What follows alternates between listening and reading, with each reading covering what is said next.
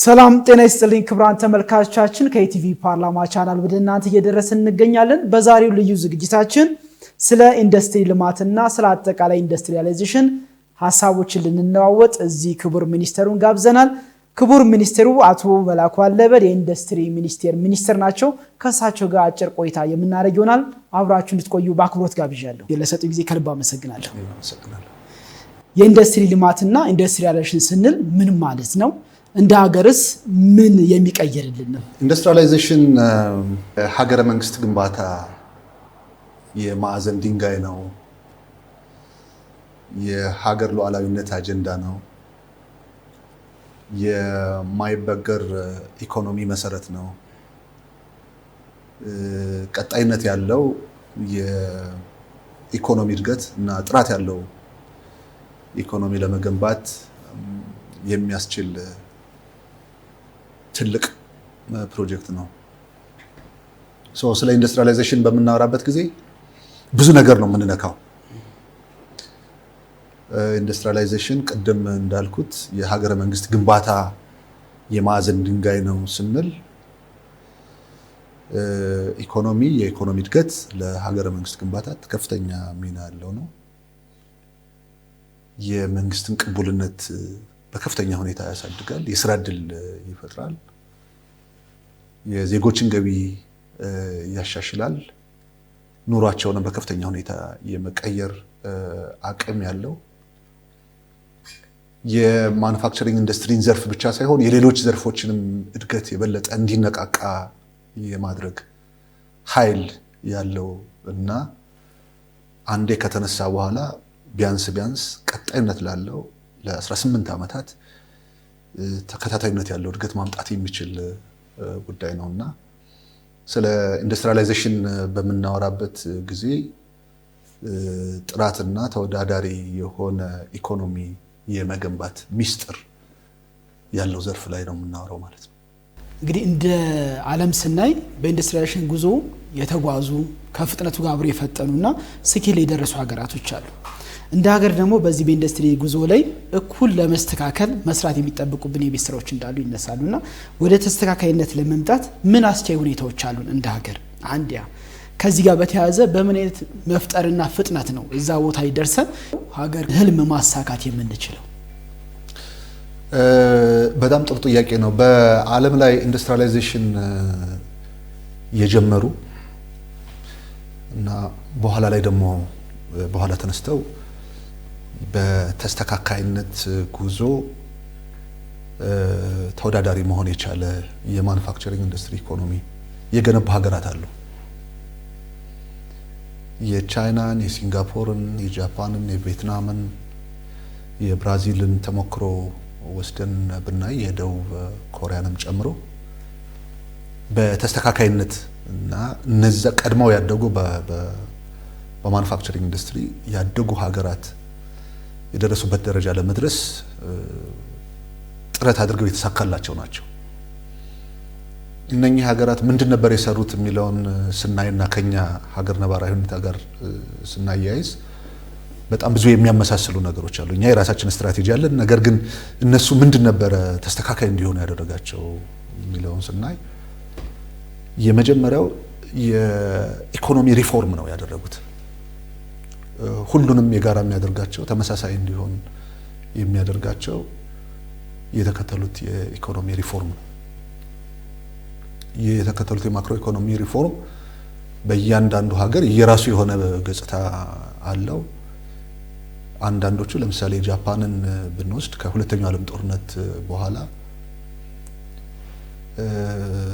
እኛ ኢኮኖሚው ላይ ብቻ አተኩረን መስራት አለብን፣ ሴኩሪቲውን በተመለከተ ከአሜሪካ ጋር የፈጠርነው አላይመንት ወይም ደግሞ አሊያንስ ህብረት የሴኩሪቲውን ስራ አሜሪካኖች ይስሩልን፣ እኛ ደግሞ ኢኮኖሚው ላይ ማተኮር አለብን በሚል በወቅቱ የነበረው ፕራይም ሚኒስትር ያንን ትኩረት አድርጎ ነበር የሰራው። ከሱ ቀጥሎ የመጣው ደግሞ የደብሊንግ ፕላን የሚል ደብል ማድረግ አለብን፣ ኢኮኖሚውን ደብል ማድረግ አለብን የሚል አቅጣጫ ተከትለው ነው ኢኮኖሚያቸውን ያሳደጉት። የሲንጋፖርን ወስደን ብናይ ኢኮኖሚውን ሪፎርም በሚያደርጉበት ጊዜ ገቢ ምርትን መተካት አለብን ብለው በ1960ዎቹ መጀመሪያ አካባቢ እስከ 1980 ድረስ ያንን ነው የተከተሉት። ዋናው እዚህ ጋር ማንሳት የፈለኩት በእያንዳንዱ ሀገር የራሱ ተሞክሮ ያለው እንደተጠበቀ ሆኖ አንዱ የኢኮኖሚ ሪፎርም ነው።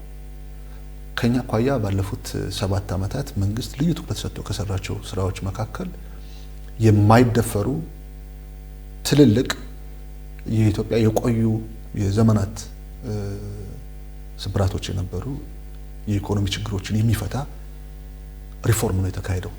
ማክሮ ኢኮኖሚክ ሪፎርሙ ያንን ነው የሚያሳየው። ስለዚህ አንዱ ለተስተካካይነት ለነሱ የጠቀማቸው ከማክሮ ሪፎርም ጋር ከኢኮኖሚ ሪፎርም ጋር የሰሯቸው ስራዎች ነው። ሁለተኛው መሰረተ ልማት ላይ ትኩረት አድርገው ሰርተዋል።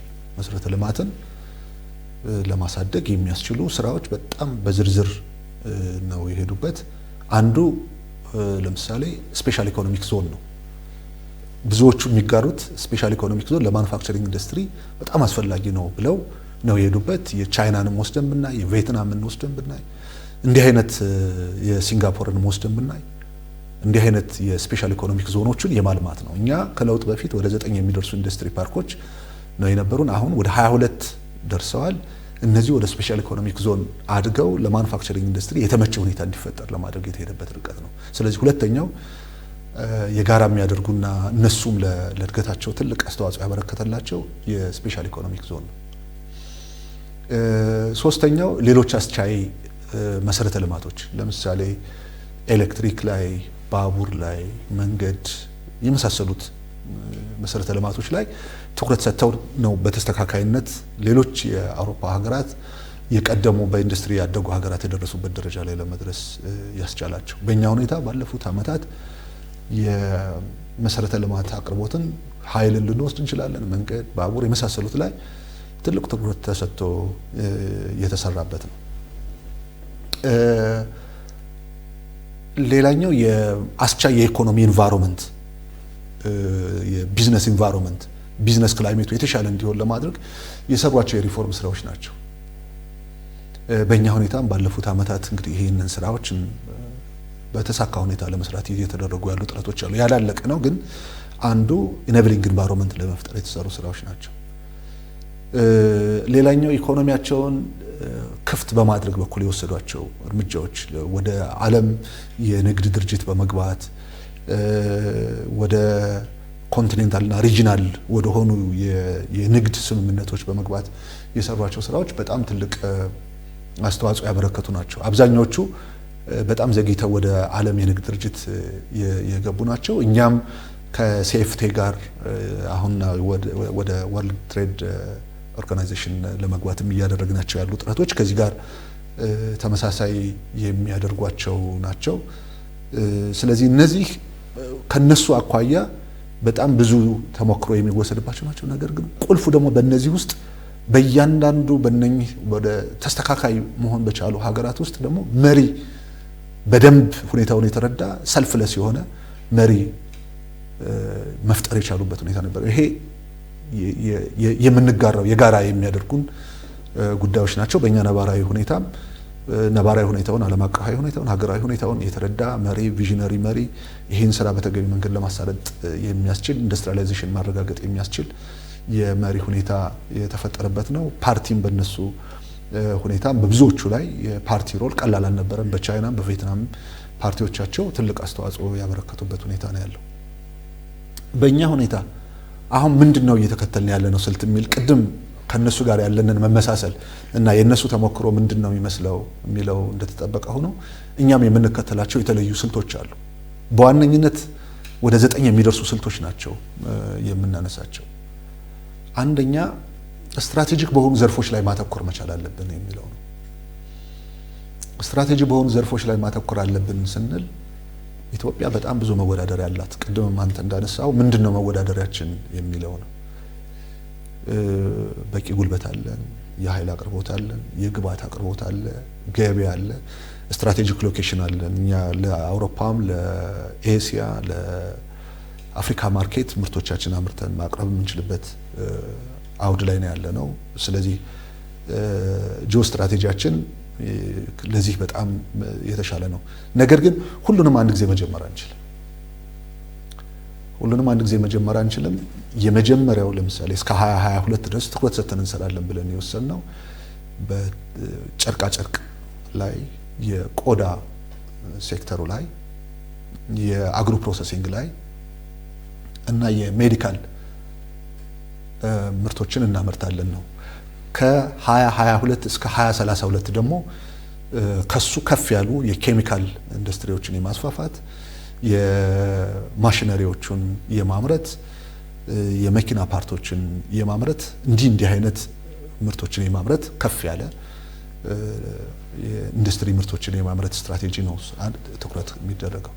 ከ2032 እስከ 2042 ደግሞ በ10 ዓመታት ውስጥ እንደ ሰሚኮንዳክተር፣ የኮምፒውተር እና ሙሉ ተሽከርካሪዎችን ወደ ማምረት የሚወስዱ ስራዎችን እንሰራለን ነው። ስለዚህ በእነዚህ ዘርፎች ላይ አተኩሮ ያለውን የመፈጸም አቅም ግምት ውስጥ ያስገቡ ስራዎችን እንሰራለን ነው። ስለዚህ አንደኛው ይሄ ነው። ሁለተኛው እንደ ስልት የምንወስደው ይህ ሀገር ውስጥ ባለሀብትን በልዩ ሁኔታ መደገፍና የኢንዱስትሪ መሰረታችን ማስፋት አለብን የሚለው ነው። ከዚህ አኳያ ኢንዱስትሪ በከፍተኛ ኢንዱስትሪ ኦፍ ኮርስ በከፍተኛ ኢንዱስትሪ ላይ ትኩረት አድርገው የሰሩ ሀገራት አሉ። ግን በእኛ ነባራዊ ሁኔታ ጥቃቅን አነስተኛና መካከለኛ ኢንዱስትሪዎች ላይ መስራት ነው አዋጭ የሚሆነው። ምክንያቱም ካለን አጠቃላይ የሰው ኃይልና የሀብት አቅም አኳያ እነኚህ ኢንዱስትሪዎች ላይ ነው መስራት ያለብን። ስለዚህ እየተንከባከብን እንደ ታናሽ ወንድም እየተንከባከብን እየገራን እያስተካከልን እየመከርን ወደ ኢንዱስትሪያላዊነት የምናመጣቸው የሀገር ውስጥ ባለሀብቶች ላይ ትኩረት ሰጥተን መስራት አለብን። አንዱ ስልት አድርገን የወሰንነው የሀገር ውስጥ ባለሀብትን መደገፍ አለብን። የሀገር ውስጥ ባለሀብትን መደገፍ ጠቀሜታው በጣም ብዙ ነው። አንደኛ አስተማማኝ የሆነ የሰፊ የኢንዱስትሪ መሰረት እንዲኖረን ማድረግ ያስችላል።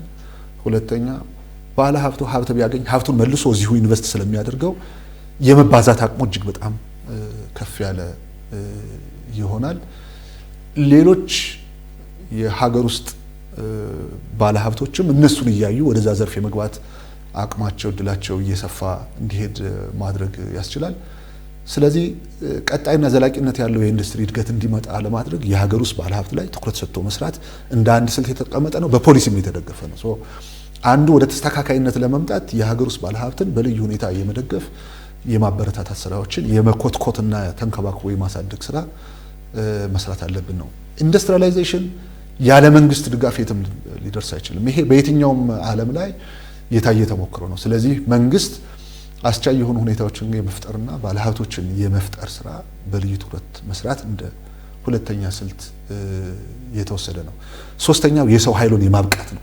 እኛ አንዱ መወዳደሪያችን የሰው ኃይል ነው እስካለ ድረስ የቴክኒክና ሙያ ኮሌጆቻችን፣ ዩኒቨርሲቲዎቻችን ለማኑፋክቸሪንግ ኢንዱስትሪ የሚሆን ክህሎትና ባህል ያላቸው የዘመኑን ቴክኖሎጂ የታጠቁ የበቁ እጃቸው የተፍታታ ኢንዱስትሪዎችን በኢንዱስትሪ የበቁ ወጣቶችን ማፍራት ያስፈልጋል። ስለዚህ እንደ አንድ ስልት የወሰንነው ወጣቶች ላይ ትኩረት ተደርጎ በኢንዱስትሪ ዩኒቨርሲቲ ሊንኬጅም ሊሆን ይችላል፣ በቴክኒክና ሙያ ኮሌጆች የቴዎሬቲካል አቅም ያላቸው ክህሎት ያላቸው እጃቸው የተፍታታ በዓለም አቀፍ ደረጃ የሚያመርቷቸው ምርቶች ወደ ዓለም ገበያ ሊገቡ የሚችሉ ኢንዱስትሪያሊስቶችን የመፍጠር እንደ አንድ ስልት የተወሰደ ነው።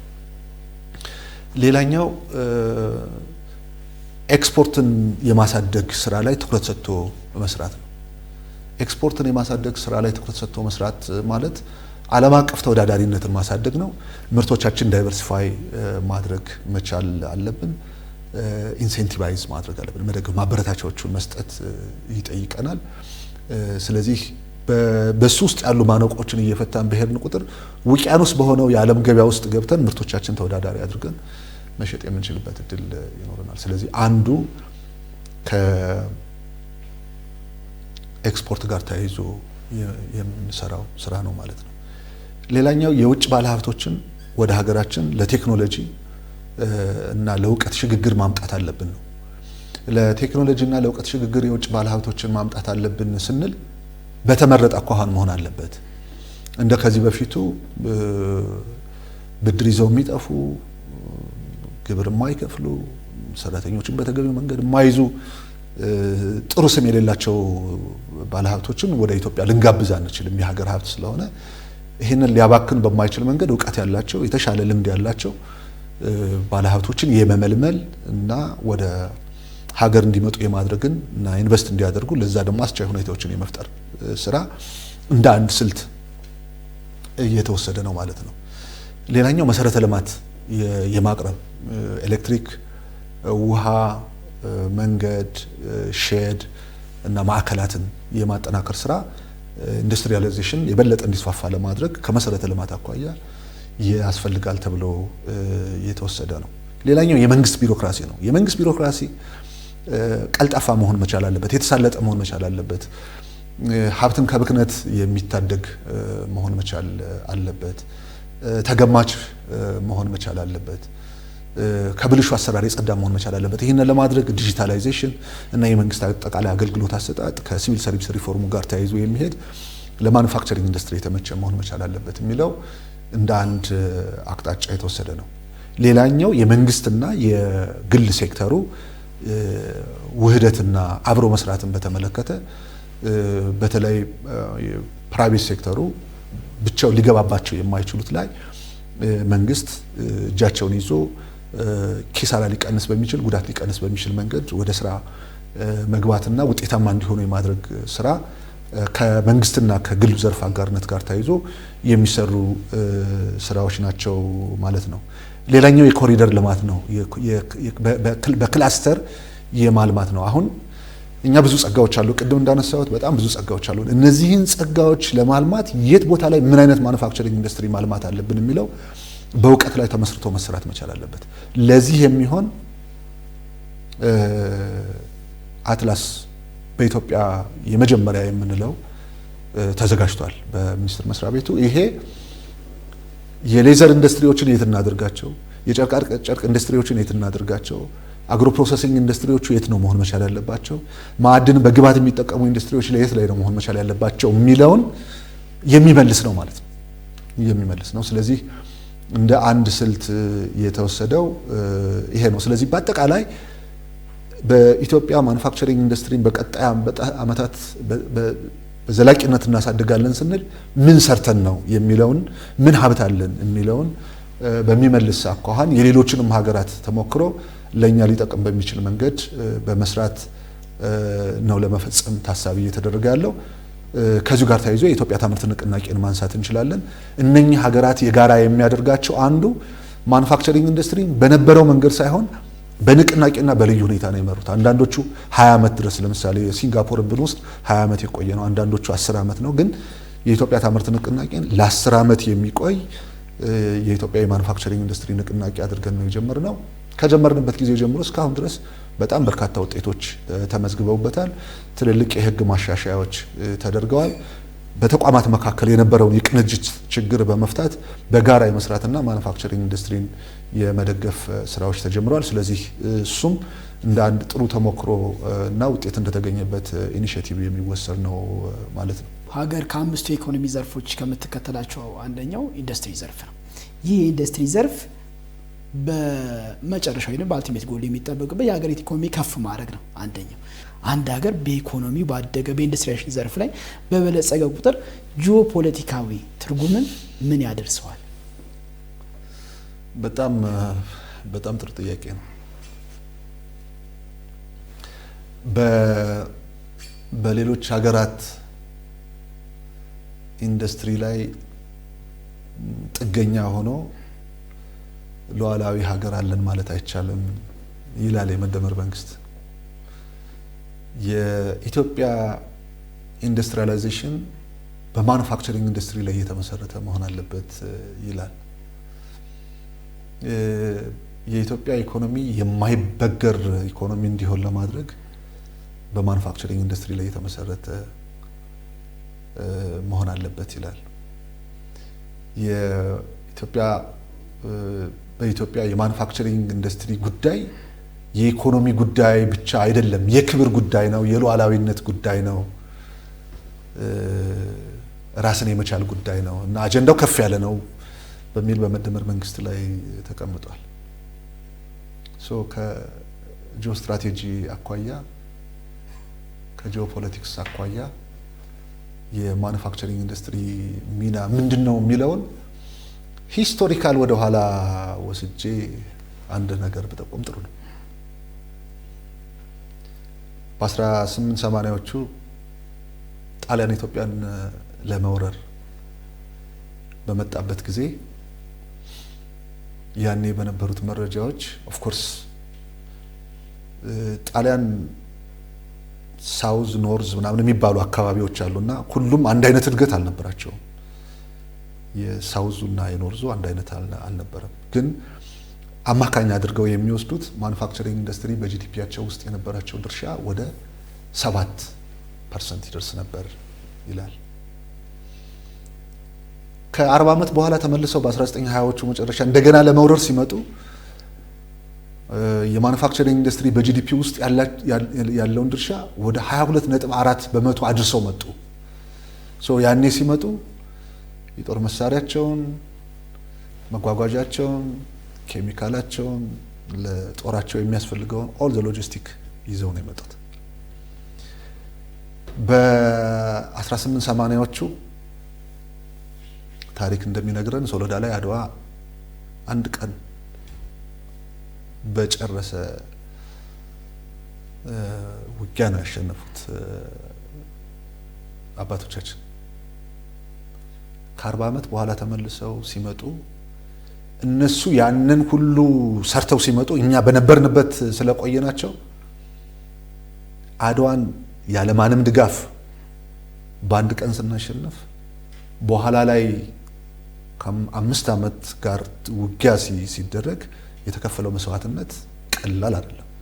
ከ40 ዓመት በኋላ እነሱ ተጠናክረው ሲመጡ እኛ ሉዓላዊነታችን ለማስከበር የሚያስችል በማኑፋክቸሪንግ ኢንዱስትሪ ያመረትነው ነገር ስላልነበረ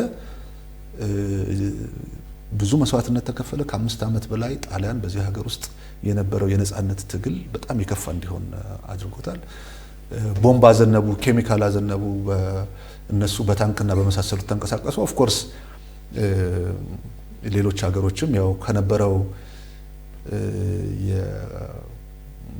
የክፍፍል ጋር በተያያዘ ጎራ መለየት ስለነበረ ከኛ ጎራም ተሰልፈው ያገዙን ሀገራት ነበሩ። የነሱንም መሳሪያ ተጠቅመን የአባቶቻችን ጀግንነት ተደምሮበት ነው ማሸነፍ የቻልነው ማለት ነው። ይሄ ቀጥታ ከሉዓላዊነት ጋር የሚያዝ ጉዳይ ነው ማለት ነው። ስለዚህ ማኑፋክቸሪንግ ኢንዱስትሪን በምናነሳበት ጊዜ የክብር የሉዓላዊነት ጉዳይ ነው ስንል አንዱ ከዚህ ጋር ተያይዞ የሚነሳው ነውና ስለዚህ እኛ ማኑፋክቸሪንግ ኢንዱስትሪን የማሳደጋችን ጉዳይ ከጂኦ ስትራቴጂው ከጂኦ ፖለቲክሱ ጋር ተያይዞ ራስን የመቻልና ሉዓላዊነቷ የተከበረ የጸናች የማትደፈር ሀገር የመገንባት አጀንዳ ያለው እንደሆነ መታወቅ መቻል አለበት። በዓለም ላይ ትንሽ የህዝብ ቁጥር ኖሯቸው ትንሽ የመሬት ስፋት ኖሯቸው ከኛ ያጠረ ታሪክ ኖሯቸው ግን በማኑፋክቸሪንግ ኢንዱስትሪ ትልቅ ደረጃ ላይ የደረሱ ሀገራት የዓለም ሕግ ሳይገዛቸውን ጭምር በሌሎች ሀገሮች ላይ ጥቅማችን ያስከብርልናል ብለው እስካሰቡት ድረስ ይሄዳሉ። እኛ የማንንም ክብርና ጥቅም የሚገፋ የወራሪነት ባህሪ ያለን ሀገሮች አይደለንም። አትሊስት ግን የኛን ታሪካዊ ጥቅም የሚያስከብሩ ስራዎችን ለመስራት በማኑፋክቸሪንግ ኢንዱስትሪ ብዙ ርቀት መሄድ መቻል አለብን። ሰልፍ ሰፊሸንት ሆነን የራሳችን ፍላጎት የሚሸፍኑ ምርቶችን ማምረት በሌሎች ሀገሮች ላይም ተጽዕኖ ማሳደር መቻል አለብን። በ1990 ዓመተ ምህረት እንደ አውሮፓውያን አቆጣጠር ከዓለም ማኑፋክቸሪንግ ኢንዱስትሪ ጣሊያን የነበራት ድርሻ ወደ 2.2% ብቻ ነው የነበረው። በ2020 ከዓለም ማኑፋክቸሪንግ ኢንዱስትሪ ወደ 28% ድርሻው የቻይና ነው። በመጪዎቹ ዓመታት ወደ 45% ያድጋል ተብሎ ነው የሚጠበቀው። ይሄ አገር ቻይና ከዚህ በኋላ በጂኦ ስትራቴጂውና በጂኦ ፖለቲክሱ የሚያሳድሩትና በዓለም አቀፍ ፖለቲካ ላይ የሚኖራቸው ተጽዕኖ የዛሬ ስንት ዓመት 1990 ላይ እንደነበረው አይነት አይደለም። ይሄም ኢኮኖሚያቸውን በዋናነት ማኑፋክቸሪንግ ኢንዱስትሪ ላይ አተኩረው በመስራታቸው ምክንያት ከራሳቸው አልፎ ዓለም ላይ ተጽዕኖ መፍጠር ወደሚችሉበት ደረጃ ላይ ነው እየደረሱ ያሉት። ስለ ማኑፋክቸሪንግ ኢንዱስትሪ ስናወራ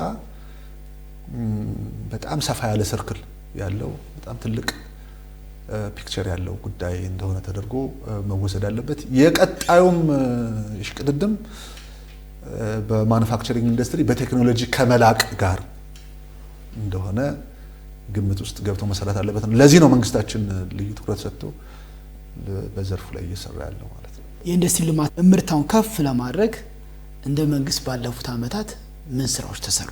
እነዚህስ ምን ያሳያሉ? ለቀጣይ ቅድም ሲነሳ እንደነበረው በ2022 በ2032 በ2045 ለምንላቸው የምንሄድበትን ጉዞ እያሳለጡት ነው ወይ? በጣም ጥሩ። ኢንዱስትሪ ያስፈልገናል ከማለት ባሻገር ኢንዱስትሪን እውን ሊያደርግ የሚችል በጣም ብዙ ስራዎች እየተሰሩ ነው። ኢንዱስትሪ ቀላል አይደለም። በኢንዱስትሪ ያደጉ ሀገራት አልጋ ባልጋ ሆኖላቸው አይደለም ኢንዱስትሪ ነውን ያደረጉት። ብዙ ሰው የሚያውቀው የኮሪያ ተሞክሮ ለምሳሌ ፖስኮ የሚባለው ትልቁ የብረት ፋብሪካ በብድር ሲያቋቁሙ ብድሩ የተገኘው ዜጎቻቸውን በመያዣነት ለሌላ ሀገር በማሳዝ ኮላተራል ቤት መሬት ምናምን እንደምናስዘው ሰውን በብድር ማሳዣነት አስዘው ነው ያንን ብድር አግኝተው ኢኮኖሚያቸውን ማሳደግ የቻሉት። ብዙ ኮሚትመንት የሚጠይቁ ነገሮች አሉ ማለት ነው። ምንድነው እኛ ባለፉት ዓመታት ለማኑፋክቸሪንግ ኢንዱስትሪ ምቹ ሁኔታ የፈጠር ነው እና ምን ውጤት ተገኘ የሚለው ሁለት ኢምፖርታንት ጉዳዮች፣ የመጀመሪያው የፖለቲካል ኢኮኖሚው ለማኑፋክቸሪንግ ኢንዱስትሪ የተመቸ እንዲሆን ለማድረግ የተሰራው ስራ ነው። ያለንበት አሁን ለደረስንበት ችግር ምክንያቱ ስርዓታዊ ነው። ዝም ብሎ የአንድ ዓመት የሁለት ዓመት የአምስት ዓመት የአስር ዓመት ችግር ምናምን አይደለም። ስርዓታዊ ሆኖ የመጣ ችግር ነው። ፊውዳል ስርዓቱ፣ ከዛ በኋላ የደርግ ስርዓት፣ ከዛ በኋላ ኢህአዴግ የተከተልናቸው ስርዓቶች ለማኑፋክቸሪንግ ኢንዱስትሪ የተመቹ ስላልነበሩ ነው አሁን የደረስንበት ደረጃ ላይ የደረስነው። ስለዚህ አንዱ የፖለቲካል ኢኮኖሚው ስርዓቱ ለማኑፋክቸሪንግ ኢንዱስትሪ የተመቸ እንዲሆን ለማድረግ የተሰራው ስራ ነው። ኢኮኖሚው ነፃ ነው። በመንግስት በኢኮኖሚ ውስጥ ያለው ድርሻ የተመጠነ ነው። ፕራይቬት ሴክተሩን በሚያጠፋ በሚያቀጭጭ ብድር በሚነፍክ የውጭ ምንዛሬን በሚሻማ መሰረተ ልማትን በሚሻማ መልኩ አይደለም። ፕራይቬት ሴክተሩ በእርግጠኝነት የመሪነት ሚናው እንዲኖረው ለማድረግ በሚያስችል መንገድ ነው እየተገነባ ያለው ማለት ነው። ስለዚህ እየገነባን ያለነው የፖለቲካ ኢኮኖሚ ስርዓቱ አንዱ ለዚህ ትልቅ ማሳለጫ እና መሰረት የሚጥል ጉዳይ ነው ማለት ነው። ከዚሁ ጋር የሚያያዘው የማክሮ ኢኮኖሚ ሪፎርሞቹ የበለጠ ውድድርን የሚያጸኑ ማምረትን የበለጠ የሚያጠናክሩ ከውጭ ከመሸመት ይልቅ በሀገር ውስጥ ማምረትን የሚያበረታቱ ናቸው። ስለዚህ የማክሮ ኢኮኖሚ ሪፎርሙ ለዚህ እንደ አንድ ትልቅ መነሻ ሆኖ የሚያገለግል ነው። በመሰረተ ልማት ቅድም ያልኩት ነው። ለምሳሌ ኃይልን በተመለከተ ከለውጥ በፊት የነበረው የኃይል አቅርቦትና አሁን ያለውን የኃይል አቅርቦት በአጭር ጊዜ ውስጥ ወስደን ብናይ ከጥፍ በላይ ነው ኃይል መጨመር የቻለው። የዓለም የኢኮኖሚ በተለይ የማኑፋክቸሪንግ ኢንዱስትሪ እድገት ኃይልን ተከትሎ ነው። ሲጀምርም ከእንፋሎት ኃይል ከድንጋይ ከሰልን ከመጠቀም ከኢንጂን እያለ ወደ ኤሌክትሪክ ነው እያደገ ሄደው። ኃይል መሰረት ነው።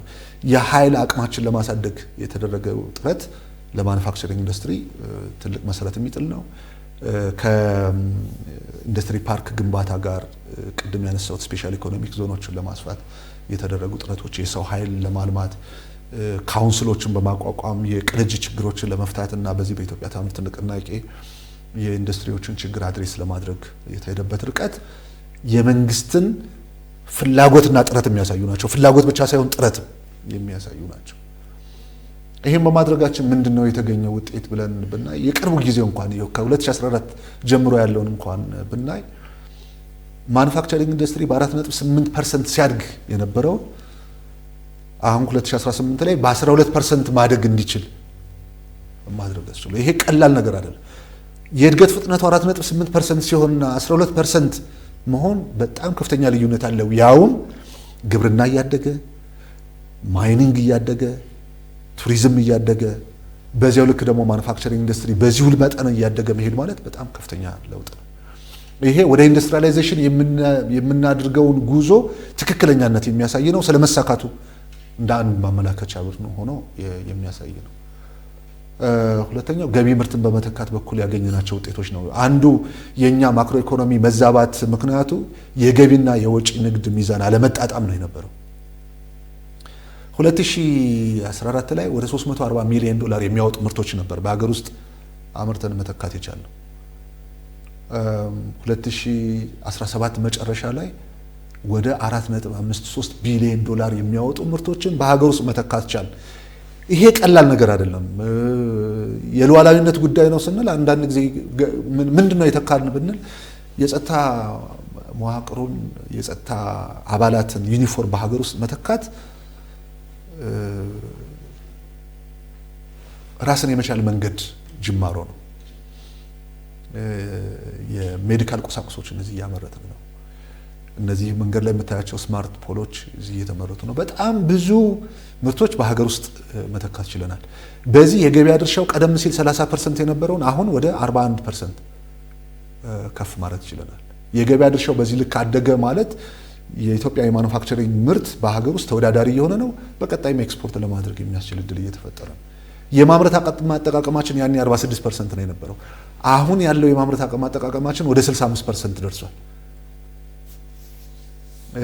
በየአመቱ አዳዲስ መካከለኛና ከፍተኛ ኢንዱስትሪዎች 3500 በአማካኝ በእነዚህ ዓመታት 3500 የሚደርሱ ኢንዱስትሪዎች ወደ ማምረት እየገቡ ነው። በየአመቱ እንደ ሀገር የሚፈጠረው የስራ እድል እጅግ በጣም ከፍተኛ የስራ እድል ነው እየተፈጠረ ያለው።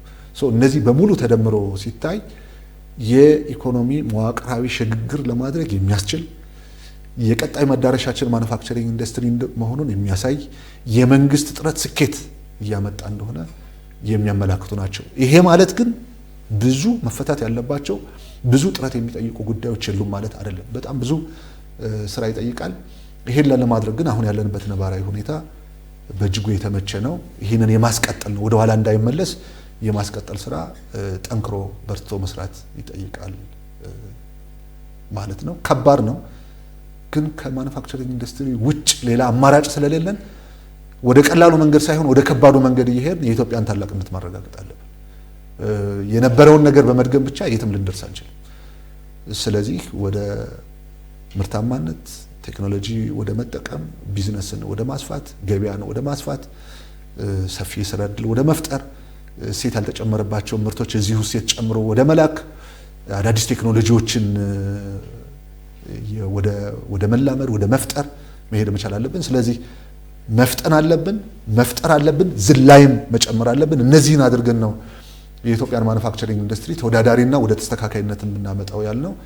በዚህ ማዕቀፍ ሊታይ የሚችል ነው ማለት ነው። እንግዲህ እነዚህ ጅምር የኢንዱስትሪ ጉዞዎችና እየተመዘገቡ ያሉ ውጤቶችን በተሻለ መንገድ ወደሚጠበቀው አጠቃላይ ሀገራዊ ምስል ጋር አመጥቶ የኢኮኖሚ ስርዓቱን ከፍ ለማድረግ ሲያነሱ እንደነበረው የሀገር ሉዓላዊነትን በዛው ልክ ለማረጋገጥ እንዲያስችላል በርካታ ተዋናዮች አሉት ብዬ አስባለሁ። የኢንዱስትሪ ዘርፉ በሆነ ሴክተር ላይ ብቻ የሚጫን ነገር አይደለም።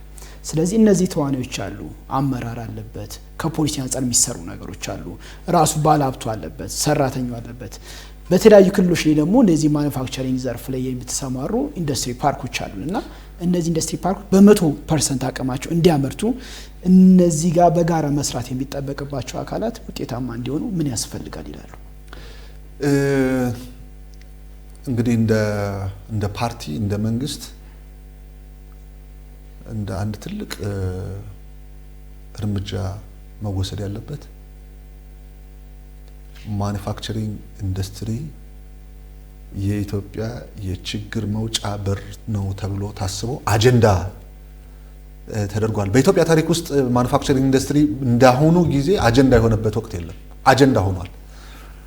አመራሩ ሲሰለጠን በማኑፋክቸሪንግ ኢንዱስትሪ ላይ ስልጠና ይወስዳል፣ ግብርና ላይ ይወስዳል፣ አይሲቲ ላይ ይወስዳል፣ ቱሪዝም ላይ ይወስዳል፣ ከተማ ልማት ላይ ይወስዳል። ኢንዱስትሪ አጀንዳ መሆን ችሏል። የአመራሩን አመለካከት አቅም የመገንባት የመቀየር ስራ በከፍተኛ ሁኔታ እየተሰራ ነው። ይሄንን ይበልጥ ተደራሽ ማድረግ ያስፈልጋል ማለት ነው። የሰው ተግባሩ ከአመለካከቱ የሚመነጭ ነው። በአመለካከት ካልተቀየር የተለወጠ ተግባር ሊኖርና አይችልም። ስለዚህ ያን የተለወጠ ተግባር ለማምጣት የሚያስችሉ የግንዛቤ ፈጠራ ስራዎች እየተሰሩ ናቸው። እነዚህ የግንዛቤ ፈጠራ ስራዎች ሂደው የአመራሩን አመለካከት ይቀይራሉ። ይሄ የሚቀየር አመለካከት፣ ይሄ የሚቀየር ግንዛቤ፣ የሚሻሻል ግንዛቤ በኢትዮጵያ የኢንዱስትሪ ባህል እንዲመጣ ያደርጋል። ኢንዱስትሪ ያለ ባህል የሚሳካ ነገር አይደለም። የኢንዱስትሪ ባህል መምጣት አለበት። ይህንን የኢንዱስትሪ ባህል ለማምጣት መሪው የመሪነት ሚናውን መጫወት አለበት በየደረጃው። ለዚህ የሚያስፈልገውን የግንዛቤ ፈጠራ ስራ እየተሰራ ነው። አመለካከቱን የመቀየር የማሳደግ የማሻሻል ስራ እየተሰራ ነው። ስለዚህ የምንቆላለፈው ቢሮክራሲ እየተፍታታ የተሳለጠ ሁኔታ እንዲፈጠር ለማድረግ ያስችላል ማለት ነው። አንዱ በአስፈጻሚ ተቋማት መካከል ያለው የቅንጅት ችግር ከፖሊሲ ጀምሮ እስከ ትግበራ ድረስ የነበረውን ለመፍታት የሚያስችሉ ስራዎች እየተሰሩ ነው። ከዚህ በፊት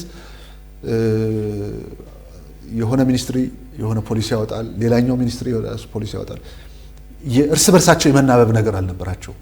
አሁን ፖሊሲዎች በሚወጡበት ጊዜ እርስ በርስ ተደጋጋፊው ሆነው ሂደን መጨረሻ ላይ እናሳካዋለን ብለን ያሰብነውን ግብ ለማሳካት የሚያስችሉ ስለመሆናቸው እየተረጋገጠ ነው የሚወጣው። አተገባበር ውስጥም ከተገባ በኋላ ለምሳሌ ማኑፋክቸሪንግ ኢንዱስትሪ ለመደገፍ በሀገር አቀፍ ደረጃ ካውንስል ተቋቁሟል። ያ ካውንስል ሙሉ ማኑፋክቸሪንግ ኢንዱስትሪን የመደገፍ ኃላፊነት ያለባቸው ተቋማት በአንድ ላይ ሆነው የሚያካሂዱት ነው የሚመሩት ነው። የክቡር ጠቅላይ ሚኒስትሩ የኢኮኖሚ አማካሪ አሉ፣ ኢንዱስትሪ ሚኒስትሩ አሉ፣ ግብርና ሚኒስትር አሉ፣ ማዕድን ሚኒስትር አሉ፣ የገንዘብ ሚኒስትር አሉ፣ ከብሔራዊ ባንክ አሉ፣ የኤሌክትሪክ አቅራቢ ተቋማት አሉ፣ የገቢዎች ሚኒስትር አሉ፣ የከስተም የቀረ የለም። እነዚህ በጋራ ሆነው ተቀናጅተው ምን አይነት የፖሊሲ እርምጃ ያስፈልጋል፣ በተግባር ያጋጠሙ ችግሮች ምንድናቸው፣ በየሁለት ሳምንቱ እየተገናኘ የኢትዮጵያን ማኑፋክቸሪንግ ኢንዱስትሪዎች ማነቆዎችን የመፍታት ስራ እየተሰራ ነው። 2017 ሙሉ አመት እሱን ያደረግነው፣ 2018 እሱን ነው እያደረግን ያለ ነው። ይሄ ኢንዱስትሪዎቹ ካሉባቸው ችግሮች ለመውጣት እንደ አንድ ትልቅ መፈንጠሪያ ሆኖ የሚያገለግል ነው። ትልቅ መስፈንጠሪያ ሆኖ የሚያገለግል ነው። ይሄ ወደ የክልሎቹ እንዲወርድ ተደርጓል። አደረጃጀት ተፈጥሯል። ወደ ከተሞቹ እንዲወርድ ተደርጓል። ስለዚህ የየትኛው ኢንዱስትሪ ምን ችግር አለበት፣ እንዴት ነው በቀጣይ ተወዳዳሪ ሊሆን የሚችለው የሚለው ተለይቶ ድጋፍ የማድረግ ስራ እየተሰራ ነው። ይሄ የቅንጅት ስራ፣ ይሄ የመናበብ ስራ ማኑፋክቸሪንግ ኢንዱስትሪን በዘላቂነት ወደፊት እንዲወጣ ለማድረግ የሚያስችልና እንደ ሀገር ያሰብነውን የኢኮኖሚ መዋቅራዊ ሽግግር የሚያሳልጥ ከተሜነትን የሚያመጣ ግብርናን ትራንስፎርም የሚያደርግ ገጠርን ትራንስፎርም የሚያደርግ ነው። የግብርና ትራንስፎርሜሽን ለግብርና ትራንስፎርሜሽን ኢንዱስትሪያላይዜሽን ትልቅ አስተዋጽኦ አለው። የማምረቻ መሳሪያዎቻችን መቀየር መቻል አለባቸው። የድህረ ምርት ቴክኖሎጂዎች መስፋፋት መቻል አለባቸው። ምርታማነት ማደግ አለበት።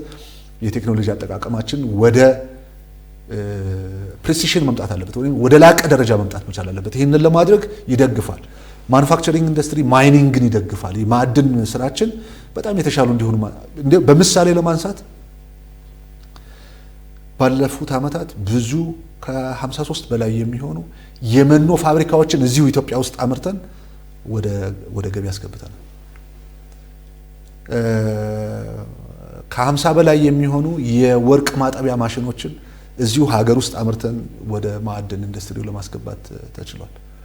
ይሄ የማኑፋክቸሪንግ ኢንዱስትሪ እድገቱ ተመልሶ የግብርናና የማዕድን ሴክተሩን እና ሌሎች ሴክተሮችንም እንዴት እንደሚደግፍ የሚያሳይ ነው። ስለዚህ ቅንጅቱ እና አሁን የሚደረገው ድጋፍ የግብርናንም ትራንስፎርም እንዲያደርግ፣ ገጠሩን ትራንስፎርም እንዲያደርግ፣ የማዕድን ሴክተሩም የበለጠ ውጤታማ እንዲሆን የሚያደርግ በከተሜነትን የሚያመጣ ማኑፋክቸሪንግ ኢንዱስትሪ ከሚፈለግበት ጉዳይ መካከል አንዱ ከተሜነትን ማምጣት ነው። የዓለም 80% የሚሆነው ኢኮኖሚ የሚመነጨው በከተማ ነው። ስለዚህ ከተሜነት እያደገ ሄደ ማለት የዜጎቹን ገቢ ኑሮ የማሻሻል ነው። ይህንን ለማድረግ ደግሞ ማኑፋክቸሪንግ ኢንዱስትሪ ራሱ ከፍተኛ ሚና የሚወጣ ነውና ቅንጅቱ እና አሁን እየተሰጠ ያለው ትኩረትና አጀንዳ ሆኖ ማኑፋክቸሪንግ ኢንዱስትሪ ለማስፋፋት እየተደረገ ያለው ጥረት እንደርስበት ያለውን ግብ በተሟላ ሁኔታ ለማሳካት የሚያስችል በኢትዮጵያ ማኑፋክቸሪንግ ኢንዱስትሪ እድገት ላይ መሰረት የሚጥል የመጀመሪያው ትውልድ ያደርገናል ማለት ነው። እስካሁን ድረስ የመጣንበት ቅድም ያልኩት የፖለቲካል ኢኮኖሚ ስርዓቱ ለዚህ የሚመች ስላልነበረ አሁን የምንሰራው እንደ ማኑፋክቸሪንግ እንደሚጀምር ትውልድ መሰረት እንደሚጥል ታሪካዊ ትውልድ እንድንወሰድ የሚያደርግ ነውና በዚህ አግባብ ነው ለመሄድ ጥረት እየተደረገ ያለው የሚለውን ለማንሳት ነው። በኢትዮጵያ የመንግስት ስርዓት ውስጥ የህዝብ ተወካዮች ምክር ቤት ከፍተኛ የፖለቲካ ስልጣን ያለው ተቋም ነው። ይህ ተቋም የኢንዱስትሪ ዘርፉ ውጤታማ እንዲሆን በሚያደርግ የክትትልና ቁጥጥር ስራዎች ላይ ያሉት ህግ የማውጣት ስራዎች ስልጣን አለውና ከዚህ ጋር የይዘን ምን አይነት ድጋፍ ያስፈልገዋል ይሄ ዘርፍ ብለው ያስባሉ? በምን አይነት መንገድ ይህንን ዘርፍ የህዝብ ተወካዮች ምክር ቤት ሊያግዝና ሊደግፍ ይገባል? ቅድም ለማንሳት እንደሞከርኩት ካፒታሊስቶችንም ብንወስድ ሶሻሊስቶችንም ብንወስድ ሁሉም አንዳንዶቹ በግልጽ የመናገር ሌሎቹ የመደበቅ ካልሆነ በስተቀር በሀገራት ማኑፋክቸሪንግ ኢንዱስትሪ ያደጉት በመንግስት ድጋፍ ነው። መንግስት በበላይነት ስለመራቸው ነው። መንግስት በበላይነት መራቸው ማለት ፖሊሲ ሲወጣ፣ ህግ ሲወጣ፣ አዋጅ ሲወጣ ለማኑፋክቸሪንግ ኢንዱስትሪ የተመቹ ናቸው ወይ፣ ማኑፋክቸሪንግ ኢንዱስትሪን የሚያበረታቱ የሚያሳድጉ ናቸው ወይ ከሚለው ነው የሚጀምረው። ከዚያ በኋላ የትግበራ ክትትሉ፣ ድጋፉ የመሳሰሉት ነገሮች ህዝብ ተወካዮች ምክር ቤት ማለት ያለፉትን 7 ዓመታት የኢትዮጵያ ሪፎርም የመራ ምክር ቤት ነው። ሪፎርም የመራ ምክር ቤት ማለት ምን ማለት ነው? በጣም ብዙ የህግ ማሻሻያዎች ሲደረጉ ሀገሪቱ በቀጣይ ደርስበታለሁ ብላ ያሰበችውን የብልጽግና ግብ ለማሳካት የሚያስችሉ ስለመሆናቸው እየመረመሩ አንዱ ከሌላኛው ጋር ሳይጣረስ ሳይጋጭ የሰከነ ፖለቲካ እንዲኖር የሰመረ ኢኮኖሚ እንዲኖር ለማድረግ የሚያስችል መንገድ ነው የሄዱበት ማለት ነው። እስካሁን ድረስ በተመጣበት መንገድ ለማኑፋክቸሪንግ ኢንዱስትሪው የሚሆኑ ህጎቹን የስፔሻል ኢኮኖሚክ ዞኖችን ልንል እንችላለን። የግዥ አዋጁን ልናነሳ እንችላለን። ከመሰረተ ልማት አቅርቦት ፍትሐዊነት ጋር ተያይዞ ያሉትን ልናነሳ እንችላለን። እነዚህ ሁሉ የወጡት እንደ ፓኬጅ ተወስደው ቢታዩ ለማኑፋክቸሪንግ ኢንዱስትሪ እድገት የሚያስችል በጥሩ ግንዛቤ ምክር ቤቱ ህጎቹን በማውጣት አስተዋጽኦ አበርክቷል። መንግስት የመንግስትነት ሚናውን እንዲወጣ አድርገዋል ነው አንዱ ከህግ ማውጣት አኳያ። ሁለተኛ በክትትል በኩል የተደረጉት ናቸው። ግብርና ግብዓት አቀረበ ወይ? ማዕድን ግብዓት አቀረበ ወይ? መሰረተ ልማት አቅራቢ ተቋማት እውነት መሰረተ ልማት እያቀረቡ ነው ወይ? ማኑፋክቸሪንግ ኢንዱስትሪውን እየደገፉ ነው ወይ የሚለው በፓርላማ ወንበር አዳራሽ ሳይሆን በእያንዳንዱ ኢንዱስትሪ በመሄድ ቼክ የማድረግና የማነቃቃትም ስራ ነው የተሰራው። ይሄ ለኛ ትልቅ ድጋፍ ያደረገ ነው። ይሄ ግን በቃ አልቆለታል የሚባል አይደለም። ኢንዱስትሪ በባህሪው እንኳንስ እኛ በተስተካካይነት ደረጃ የምናስበው ይቅርና አደጉ የሚባሉ ኢንዱስትሪዎችም እረፍት አልባ የሆነ የቴክኖሎጂ እድገትና የተወዳዳሪነት አጀንዳ አለባቸው። ካልተወዳደሩ በስተቀር መኖር አይችሉም። ኢንዱስትሪ አንዱ ልዩ የሚያደርገው ባህሪ በደቂቃ ውስጥ ምን አይነት ቴክኖሎጂ ፈጠርን፣ ያንን ቴክኖሎጂ እንዴት ቀሰምን፣ እንዴት አዳበር ነው፣ እንዴት ተገበር ነው። ስለዚህ ዘላቂነት ያለው ክትትልና ድጋፍ የሚጠይቅ ነው።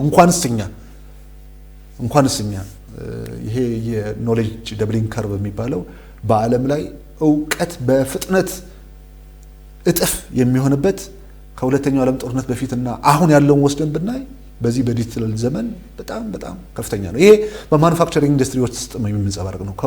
ከዚህ አኳያ ድጋፉ መቀጠል አለበት። ምን አይነት ድጋፍ? ዋና የምንላቸው ማነቆዎች፣ የማኑፋክቸሪንግ ኢንዱስትሪ ማነቆዎችን የሚፈቱ ድጋፎች በቀጣይ መኖር መቻል አለባቸው። አንደኛው ከፋይናንስ አቅርቦት ጋር ተያይዞ ነው። ኢንዱስትሪዎች ጋር አሁንም የማደግ ፍላጎት አለ። አዳዲስ ኢንተርፕራይዞች፣ አዳዲስ ኢንዱስትሪዎች ወደ ገበያ መግባት ይፈልጋሉ። ይህንን የሚመግብ የፋይናንስ አቅርቦት መኖር መቻል አለበት። ሀብታችን የት ላይ ነው የምናሰማራው? ይሄ ውስንነት ያለበትን ኃይል ሀብት የት ቦታ ላይ ብናሰማራው ነው ይበልጥ ተወዳዳሪ የሆነ ኢኮኖሚ እንድንገነባ የሚያደርገን የሚለው ታሳቢ ተደርጎ በተለይ ፕሮዳክቲቭ ወይም አምራች በምንላቸው ዘርፎች ላይ ሀብት እንዲሰማራ በማድረግ በኩል ክትትል ይጠይቃል ማለት ነው። ሁለተኛ መሰረተ ልማት አቅርቦታችን ፍትሃዊ መሆን መቻል አለበት። ነገር ግን ደግሞ ሰፕላይን አቅርቦትን የሚያበረታታ የመሰረተ ልማት አቅርቦት በኢትዮጵያ ውስጥ መኖር መቻል አለበት።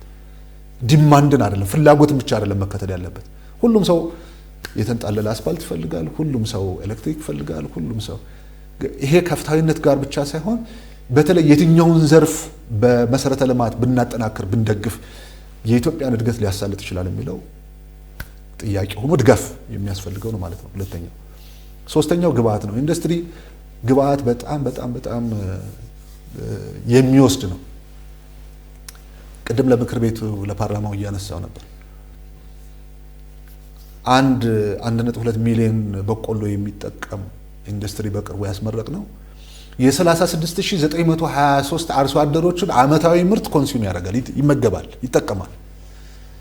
በዚሁ ልክ ግብአት እንዲጨምር ካላደረግን እንዲቀርብ ካላደረግን በስተቀር ኢንዱስትሪዎቹ በሙሉ አቅማቸው ሊያመርቱ አይችሉም። ከዚያ አኳያ የግብአት አቅርቦቱ በሁሉም ሚኒስቴር መስሪያ ቤቶች እና ተቋማት የተሻለ እንዲሆን በማድረግ በኩል መከታተልና መደገፍ ያስፈልጋል። ሌላው የመንግስት አገልግሎት አሰጣጥ ላይ ነው። አሁንም መሻሻል የሚያስፈልገው ከሙስና የጸዳ ከስርቆት የጸዳ ቀልጣፋ ስሉጥ የሆነ ከሌሎች ሀገሮች ጋር የሚወዳደር አገልግሎት አሰጣጥና ቢሮክራሲ መኖር መቻል አለበት። ለዚህ መንግስት በምን መንገድ አገልግሎት እየሰጠ እንደሆነ የማረጋገጥ የመከታተል የመደገፍ ስራ ከፓርላማው የሚጠበቅ ነው ማለት ነውና ይሄንን በቀጣይ ማረጋገጥ ከቻል የኢትዮጵያን ኢንዱስትሪ ይበልጥ ማሳደግ ተወዳዳሪ ማድረግ አሁን ያሉትን ዓለም አቀፋዊ እድሎች አሟጠን መጠቀም የምንችልባቸው እድሎች አሉ። ሴፍቲ እየገባን ነው፣ ወደ WTO እየሄድን ነው። ስለዚህ ተወዳዳሪ ሆነን መግባት ያለውን ሰፊ ገበያ በተገቢ መንገድ መጠቀም እንድንችል ያደርገናል እና ምክር ቤቱ ከዚህ አኳያ እየሰራቸው ያሉ ስራዎች በጣም ጥሩ ናቸው፣ ግን ይህንን ይበልጥ ማጠናከር ይጠበቅበታል የሚል አስተያየት አለ። ቀረ የሚሉት ሀሳብ ካለ ግን ባነሳናቸው ውይይቶች ላይ ቢጨምሩ። እንደው አንድ ነገር ለማንሳት ኢንቨስትመንት በኢትዮጵያ መስፋፋት አለበት እና አሁን ያለው እድል ቅድም እንደገለጽኩት በጣም ሰፊ ነው። በዚህ በተከፈተ በር በዚህ በተሰጠ እድል ባለሀብቱ መሳተፍ መቻል አለበት፣ መግባት መቻል አለበት። ይሄ ለነገ ተብሎ ቀጠሮ የሚያዝለት አጀንዳ መሆን መቻል የለበትም። ኦፖርቹኒቲ የምንለው መልካም አጋጣሚ የምንለው ቋሚ አይደለም፣ ተለዋዋጭ ነው የሚሆነው። ስለዚህ በዛሬ እድል ላይ መጠቀም የነገውንም እድል ለመጠቀም ያስችላል። የዛሬን እድል አለመጠቀም የነገውን እድል የመጠቀም አቅምን ያሳጣል። ስለዚህ ባለሀብቱ አሁን በተፈጠሩት እድሎች መጠቀም መቻል አለበት እና ብዙ የኢንቨስትመንት አማራጮች አሉ። በየክልሉ ያለው ነባራዊ ሁኔታ በእጅጉ ለኢንቨስትመንት እየተመቸ ነው። ስለዚህ የቀጣይ ውድድራችን ከውጭ ሸቀጥ አምጥቶ በመሸጥ ሀብት የማፍራት መሆን የለበትም። በሀገር ውስጥ ምርት አምርቶ ወደ ሀገር ውስጥ ገበያ ወደ ውጭ ገበያም በመላክ እሴት በመጨመር ላይ የተመሰረተ መሆን መቻል አለበትና ለዚህ የሀገር ውስጥ ባለሀብቶችን በሰፊው የሚጋብዝ ሁኔታ ስለሆነ በዚህ በተፈጠረ ምቹ ሁኔታ መጠቀም ያስፈልጋል። የምንወዳትን ኢትዮጵያን በጠንካራ ኢኮኖሚ መሰረት ላይ ለመገንባት ዜጎች የሥራ ዕድል እንዲያገኙ፣ ኑሯቸው እንዲሻሻል፣ ገቢያቸው እንዲያድግ እና ሉዓላዊነቷ የተከበረ የታፈረች በጂኦ ስትራቴጂው ተጽዕኖ ፈጣሪ ሀገር ለመገንባት ማኑፋክቸሪንግ ኢንዱስትሪን ማጠናከር ያስፈልጋል፣ በዘርፉ መግባት ያስፈልጋል። ስለዚህ ጥሬ በዋናነት ለግል ሴክተሩ ነው ማለት ነው። ይሄ ማለት ወደዚህ ዘርፍ የምትገቡበት ጊዜ አልጋ ባልጋ ነው ምንም ችግር የለም ማለት አይደለም። ነገር ግን ኢትዮጵያ የምትጋፈጠውን ችግር እያንዳንዳችን ባለሀብቶች እያንዳንዳችን ዜጎች ተጋፍጠን ነው የምናሸንፈውና የምንወዳት ሀገር ተወዳድራ ትልቅ ሀገር ዳገቶችን መውጣት የምትችል እና የስኬት ማማ ላይ የምትደርስ ሀገር እንድትኖረን እያንዳንዳችን ከሷ ችግሮች ላይ ቆርሰን ወስደን የምንጋፈጠው እና የምናሸንፈው ችግር መኖር አለበት።